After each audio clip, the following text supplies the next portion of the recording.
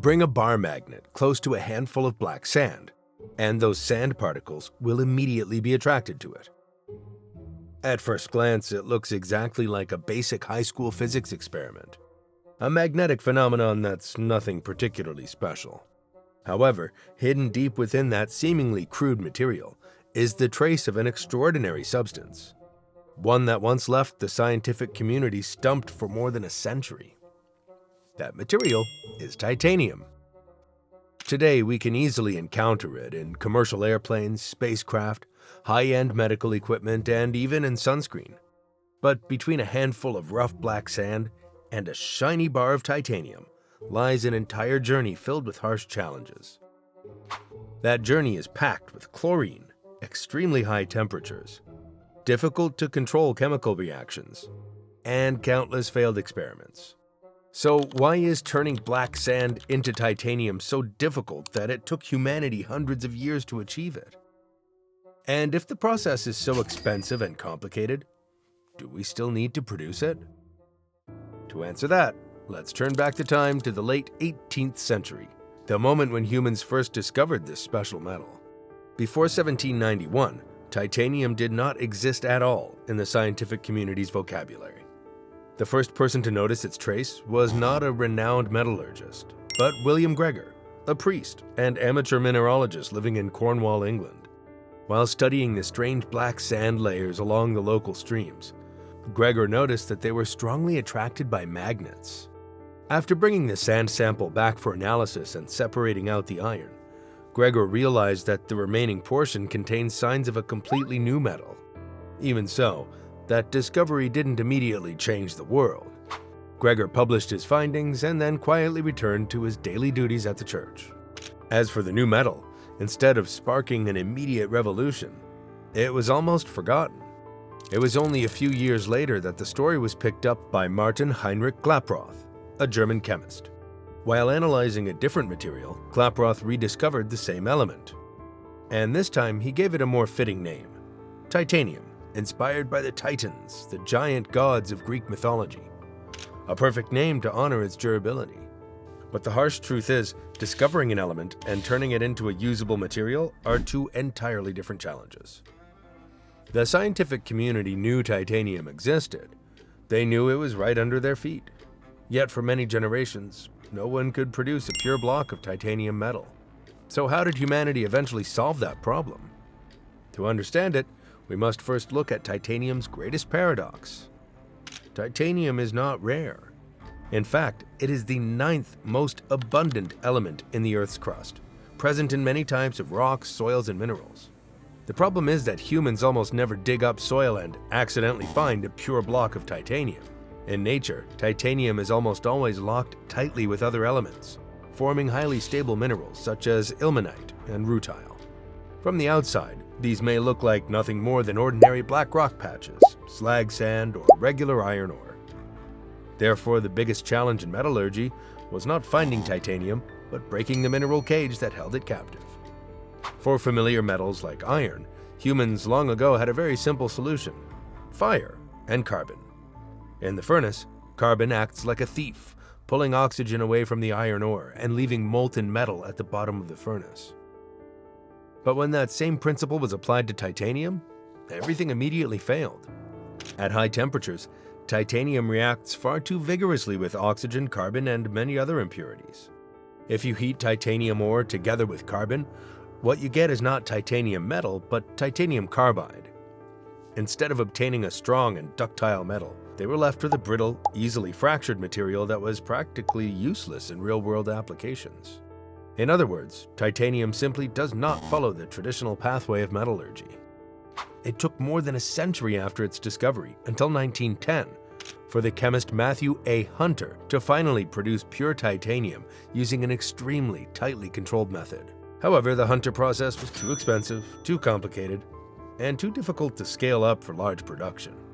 The real breakthrough only came in the 1930s, when William Kroll, a Luxembourg metallurgist, chose a completely different route. Kroll realized that if a direct attack to pull titanium out of the ore was not feasible, humans would have to take a detour. And the detour he developed, although conceived nearly a century ago, remains the core foundation of the global titanium industry to this day. So, how exactly does the Kroll process for producing titanium work? It doesn't begin with a shiny metal block, but starts with raw ore. The ore is mined, crushed, washed, and then concentrated to retain the titanium-rich portion. But instead of being fed straight into a furnace like iron ore, it must undergo a much more complex chemical step. At around 1000 degrees Celsius, the titanium ore is mixed with carbon and reacted with chlorine gas. Here, chlorine directly participates in the reaction, pulling titanium out of its original oxide structure and converting it into an intermediate compound called titanium tetrachloride, or TiCl4. In other words, titanium has escaped its original mineral shell, but it has not yet been fully liberated. It has simply moved from the stubborn oxide form in the ore to a more manageable chloride form, TiCl4.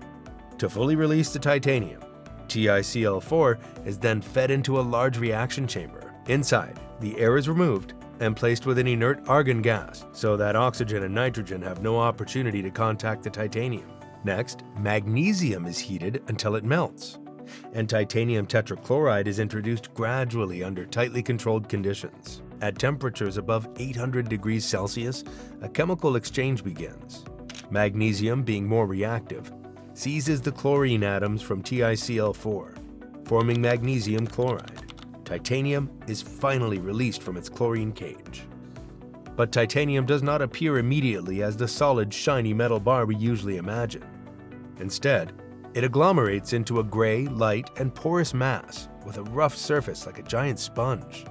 In industry, this is called titanium sponge.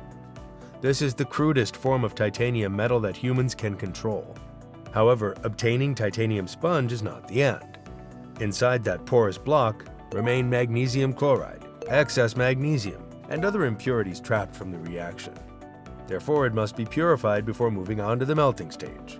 After that, the titanium sponge is placed into a vacuum arc furnace. Under a powerful electric current, titanium melts in an environment that is almost completely free of air. This prevents it from reacting with oxygen or nitrogen, two agents that could ruin the entire batch of metal. From there, the stream of molten metal gradually solidifies into large titanium ingots, weighing several tons each. Only at this stage is titanium ready to be rolled, forged, pressed, and machined into high-tech components. But if producing a metal requires going through so many expensive and demanding steps, what makes titanium still worth it? The answer lies in a rare combination of 4 physical properties that almost no other metal possesses. First, an optimal strength-to-weight ratio. Mechanically, titanium has tensile strength approaching that of many high-strength steels, yet is about 45% lighter than steel. In ordinary engineering, that difference may simply be an advantage, but in the aerospace industry, it's almost a matter of survival. For a commercial airliner, every kilogram removed from the airframe can affect fuel consumption, range, and operating costs over decades. That's why titanium appears more and more in modern aircraft structures, especially in areas that must withstand high stress while still requiring low weight. If older generation Boeing 747s used only about 4% titanium in their structure, that figure has risen to around 15% in the Boeing 787 Dreamliner. This change makes the aircraft operate more efficiently throughout its entire service life. Second, absolute corrosion resistance. When exposed to moist air or seawater, most metals gradually oxidize and rust. Titanium, however, reacts differently. As soon as its surface encounters oxygen, titanium quickly forms an extremely thin layer of titanium dioxide, just a few nanometers thick. This layer acts as an invisible shield, preventing water, oxygen, and many corrosive agents from continuing to attack the metal beneath. Even better, this protective layer can self-repair. If the titanium surface is scratched, the newly exposed metal immediately reacts with oxygen to form a new protective layer. As a result, titanium can perform reliably in seawater, humid environments, and many other harsh conditions. That's why it's used in submarine propellers, offshore oil platforms, desalination systems, and numerous other marine applications. Third, perfect biocompatibility. Normally, when a foreign object is introduced into the body, the immune system tends to react, causing inflammation or attempting to reject it. Titanium, however, is a rare exception. Thanks to its high chemical inertness, it releases almost no toxic ions and causes minimal irritation to living tissue. In particular, bone can bond directly to the titanium surface, growing around it and anchoring it as part of the body. This phenomenon is called osseointegration, paving the way for dental implants, artificial joints, bone plates and screws, and many other medical implant devices. Fourth, the ability to withstand heat under extreme conditions. Titanium has a melting point of approximately 1,668 degrees Celsius, far higher than aluminum. But its true value lies not just in its high melting point, but in its ability to retain strength at elevated temperatures while still maintaining that low weight. The SR-71 Blackbird is the most famous example. When flying at speeds above Mach 3, air friction can heat the aircraft's outer skin to over 300 degrees Celsius.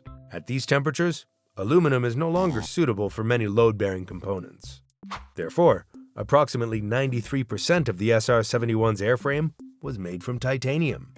At maximum speed, the entire aircraft body could even expand and lengthen by nearly 13 centimeters.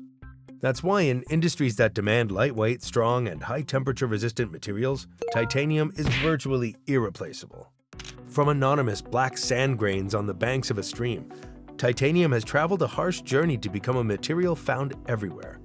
It's not only special because it's light, strong, or highly resistant to corrosion. What truly makes titanium valuable is the very journey required to create it. An element that is very common in nature, but locked tightly within minerals. Only releasable through expensive and complex chemical processes. Yet, thanks to that trade-off, new technological horizons of the 21st century have been able to open. If this journey from black sand to titanium has given you a different perspective on the materials around us, don't forget to subscribe to the channel to continue exploring other great technologies. See you in the next video.